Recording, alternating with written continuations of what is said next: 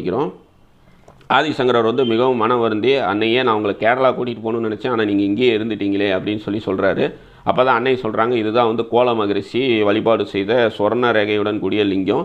இந்த லிங்கத்துக்கு பின்னாடி வந்து நான் இருக்கணும்னு நினைக்கிறேன். அதனால் எனக்கு இங்கே ஒரு ஆலயத்தை பிரதிஷ்டை செய்யி, நான் வந்து கேரளாவில் இருக்கக்கூடிய சோட்டானிக்கரை பகவதி அன்னை ஆலயத்துக்கு தினமும் காலையில் வந்து தரிசனம் தருவேன் அப்படின்னு சொல்லி ஆதிசங்கரர் வந்து அன்னை வந்து சமாதானப்படுத்துகிறாங்க.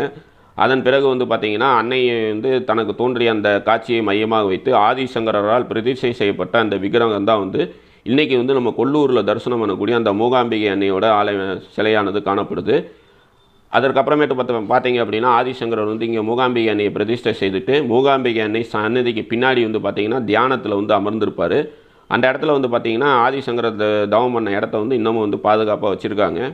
ஆலயத்தை வந்து தரிசனம் பண்ணிவிட்டு நம்ம வெளியில் வரப்போ இரவு நேர பூஜையின் போது அந்த சிவிலி வந்து இந்த ஆலயத்தில் வந்து ஊர்வலமாக எடுத்து செல்லப்படும். அந்த